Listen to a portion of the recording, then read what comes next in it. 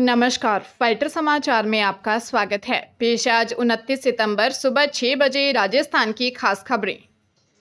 भर्तियों में फर्जी डिग्री, डिप्लोमा या अन्य प्रमाण पत्रों के खिलाफ चल रही कर्मचारी चयन बोर्ड की कार्रवाई सूचना सहायक भर्ती में भी जारी रहेगी। अभ्यर्थियों ने बोर्ड को सूचित किया है कि इस भर्ती में बड़ी संख्या में अभ्यर्थी ऐसे हैं जिनके पास PGDCA का फर्जी डिप्लोमा है। यह डिप्लोमा कुछ प्राइवेट यूनिवर्सिटी से बैक डेट में खरीदा गया है। इसको देखते हुए बोर्ड अब इस भर्ती में प्राइवेट यूनिवर्सिटी के PGDCA डिप्लोमा के आधार पर शामिल अभ्यर्थियों के प्रमाण पत्रों की गहनता से जांच करेगा। PTI भर्ती और फायरमैन भर्ती के 417 अभ्यर्थियों की तर्ज पर PGDCA के इन अभ्यर्थियों के विश्वविद्यालय से भी पूरी डिटेल मांगी जाएगी। अगर विवि ने डिटेल नहीं दी या उपलब्ध करवाई गई डिटेल में गड़बड़ी पाई गई तो अभ्यर्थियों के खिलाफ FIR होगी और उसे डिबार किया जाएगा। झालावाड़ पोक्सो कोर्ट के विशिष्ट न्यायाधीश गणेश कुमार ने बालक के साथ कुकर्म करने के 1 साल पुराने मामले में फैसला सुनाते हुए आरोपी हॉस्टल वार्डन को 20 साल कठोर कारावास की सजा सुनाई। साथ ही 2,10,000 रुपये का जुर्माना लगाया है। रिपोर्ट के अनुसार 3 जनवरी 2023 को पीड़ित बालक शीतकालीन अवकाश के बाद हॉस्टल आया था। शाम को 8 बजे खाना खाने के बाद हॉस्टल वार्डन दिनेश उर्फ देवेंद्र के कमरे में बालक व अन्य 4-5 छात्र टीवी देखने गए। उसके बाद दिनेश ने 4 छात्रों को बाहर भेजकर बालक के साथ कुकर्म किया। बालक को धमकी भी दी कि अगर उसने किसी को बताया तो उसे जान से मार देगा। बालक ने फोन करके मामा और पिता को हॉस्टल में बुलाया और अपने घर आ गया। यहाँ उसने अपने पिता को सारी बात बताई। 4 जनवरी 2024 को अकलेरा थाने में मामला दर्ज किया। अनुसंधान के बाद आरोपी को गिरफ्तार कर कोर्ट में चालान पेश किया। राजधानी जयपुर में एक सॉफ्टवेयर इंजीनियर का डिजिटल अरेस्ट कर 35 लाख रुपए ठगने का मामला सामने आया है। मनी लॉन्ड्रिंग केस में फंसाने की धमकी देकर साइबर क्रिमिनल्स ने सॉफ्टवेयर इंजीनियर को 27 घंटे तक डिजिटल अरेस्ट कर धमकाया।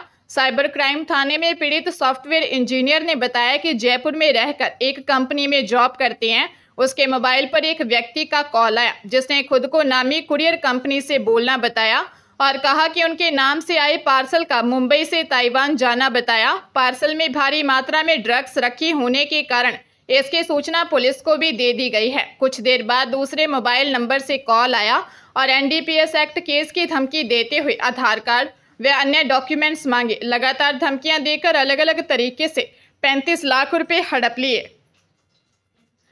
यूट्यूबर और बिग बॉस OTT 2 के विनर एल्विश यादव और हरियाणवी सिंगर फाजिल पुरिया पर ईडी ने कार्रवाई की है। ईडी के सांप के जहर के अवैध व्यापार से जुड़े मनी लॉन्ड्रिंग मामले में उत्तर प्रदेश और हरियाणा में उनकी संपत्ति को जब्त किया है। केंद्रीय एजेंसी ने उत्तर प्रदेश के गौतम बुद्ध नगर नोएडा जिला पुलिस ने एल्विश और उनके साथ जुड़े लोगों के खिलाफ दर्ज FIR और चार्जशीट का संज्ञान लेने के बाद मई में मामला दर्ज किया था। ईडी ने एल्विश यादव से 5 सितंबर को पूछताछ की थी। ये पूछताछ करीब 8 घंटे तक चली थी। इसके बाद उनके दोस्त हरियाणा के सिंगर राहुल यादव और राहुल फाजिल पुरिया से भी पूछताछ की गई थी। ईडी ने इससे पहले अगस्त में भी 2 बार एल्विश से पूछताछ की थी। ईडी ने एल्विश और सिंगर की कमाई को लेकर जानकारियां जुटाई थी। टोंक जिले में 15 वर्षीय किशोरी को बहला फुसलाकर ले जाकर दुष्कर्म करने के 18 माह पुराने मामले में पोक्सो कोर्ट ने आरोपी टोडा राय सिंह खरेड़ा निवासी 24 वर्षीय हीरालाल उर्फ विजयराज गुर्जर को 20 साल के कारावास के साथ ही 2,05,000 रुपये के अर्थदंड से भी दंडित किया है। विशिष्ट लोक अभियोजक मोहम्मद मियां गुलजार ने बताया कि 17 मार्च 2023 को पीड़िता के पिता ने दी रिपोर्ट में बताया कि एक दिन पहले उनकी 15 साल की बेटी को पत्नी के साथ घर पर छोड़कर पास की मंडी में गया था। पत्नी खेत पर फसल काटने चली गई और बेटी घर पर अकेली थी। जब पत्नी घर पर लौटी तो बेटी घर पर नहीं मिली। विशिष्ट लोक अभियोजक गुलजार ने बताया कि बालिका को कुछ दिन साथ में रखने के बाद आरोपी ने उसे ट्रेन में बैठाकर जयपुर भेज दिया। वहां से पीड़िता अपने भाई के साथ गांव पहुंची और पुलिस ने 7 अगस्त 2023 को आरोपी के खिलाफ कोर्ट में चालान पेश किया। अजमेर में प्रॉपर्टी विवाद को लेकर रूपनगढ़ में फायरिंग कर हत्या के मामले में पुलिस ने 10 आरोपियों को गिरफ्तार किया है। उनके कब्जे से वारदात में उपयोग में लिए गए 10 वाहन जब्त किए हैं। SP वंदिता राणा ने बताया कि रूपनगर में जघन्य हत्याकांड व फायरिंग कर दहशत फैलाने वाले BRC ग्रुप के 10 आरोपियों को गिरफ्तार किया है। घटना में शामिल 6 आरोपी बांदा सेंद्री निवासी 44 वर्षीय नंदलाल, रूपनगर निवासी 29 वर्षीय रामदेव, 30 वर्षीय अर्जुन लाल, दूदू निवासी 32 वर्षीय कमलेश उर्फ कैलाश, अलवर निवासी 43 वर्षीय आसम खां, 22 वर्षीय रूपनगर निवासी मुकेश को गिरफ्तार किया है। साथ ही वारदात के षड्यंत्र में शामिल बांदा सेंद्री निवासी 34 वर्षीय रामजीलाल, 33 वर्षीय रतनलाल, 23 वर्षीय नरेंद्र सहित शिवराज को गिरफ्तार किया है। गिरफ्तार आरोपियों से पूछताछ जारी है। वारदात में शामिल फरार 5 आरोपियों पर इनाम घोषित किया गया है, जिनकी तलाश जारी है। राजधानी जयपुर स्थित सचिवालय में इन दिनों आमजन की आवाजाही कुछ ज्यादा ही बढ़ गई है। तबादला कराने के लिए कर्मचारी और उनके निकट परिजन आ रहे हैं। तबादला कराने वालों की भीड़ से निजात पाने के लिए बड़े अधिकारियों ने रास्ता भी निकाल लिया। उन्होंने अपने कक्ष के बाहर नोटिस लगा दिया कि कृपया तबादलों के लिए यहां संपर्क नहीं करें। इसके लिए सत्ता पक्ष के विधायकों का भी सरकार पर काफी दबाव है। कर्मचारी संगठन भी तबादलों पर लगे बैन को हटाने की मांग कर रहे हैं। मंत्री भी परेशान हैं और वे मंत्रालय में दूर दूसरी जगह बैठकर अपना काम निपटा रहे हैं। तबादलों की आस में कर्मचारी सचिवालय में चक्कर लगा रहे हैं। इससे अधिकारी भी परेशान हैं। अब कई अफसरों ने अपने चैम्बर के बाहर नोटिस चस्पा कर दिए, जिनमें लिखा है कि स्थानांतरण के लिए यहां संपर्क न करें। हरियाणा की कुख्यात कौशल गैंग ने राजस्थान में पैर जमाने शुरू कर दिए हैं। लॉरेंस गैंग की जानी दुश्मन कही जाने वाली कौशल गैंग ने अपने गुर्गे भी तैयार किए हैं।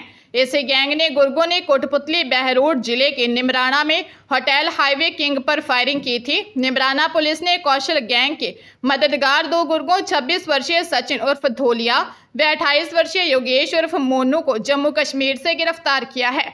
ये दोनों बदमाश करीब 8 साल से इस गैंग से जुड़े हुए हैं। कौशल गैंग और लॉरेंस गैंग में लंबे समय से वर्चस्व की लड़ाई चल रही है। अपना दबदबा बढ़ाने के इरादे से कौशल गैंग ने निमराना के होटल में फायरिंग करवाई थी और 5 करोड़ रुपए की फिरौती मांगी थी। पुलिस को उम्मीद है कि पूछताछ में सचिन और भी नामों का खुलासा कर सकता है, जो यहां गैंग के लिए काम कर रहे हैं। धौलपुर जिले के सैपऊ थाना इलाके के एक गांव की 14 वर्षीय नाबालिग के साथ 3 आरोपियों ने चंडीगढ़ में सामूहिक दुष्कर्म किया। पुलिस ने नाबालिग के पिता की रिपोर्ट पर 3 नामजद एवं 2 अन्य आरोपियों के खिलाफ पोक्सो की धाराओं में मामला दर्ज किया है। पुलिस ने नाबालिग का मेडिकल करवाया है।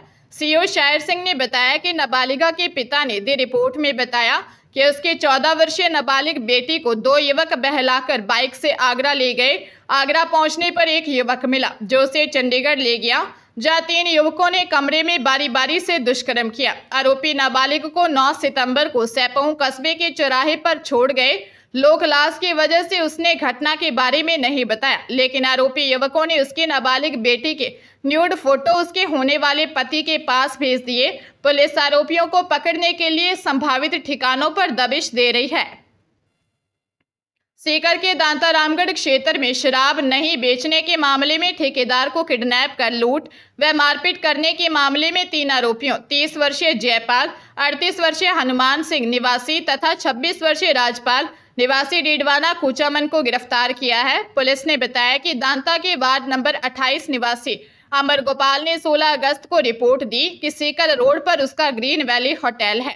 12 अगस्त की रात वह किसी काम से मार्केट गया हुआ था। इस दौरान होटल पर आए बदमाशों ने स्टाफ के साथ गाली गलोच की। इसी बीच पीड़ित वहां आ गया, जिन्होंने कहा कि हमें शेर सिंह माडा ठेकेदार ने भेजा है, तो उसकी शराब तेरे होटल पर नहीं बेच रहा है। इसके बाद आरोपियों से पीटते हुए जबरन अपनी गाड़ी में डालकर ले गए। बदमाशों ने गाड़ी में मारपीट कर उसकी जेब में रखे करीब 45,000 रुपये और चांदी की चेन निकाल ली। पुलिस की गाड़ी को देखकर बदमाश अमर गोपाल को छोड़कर चले गए।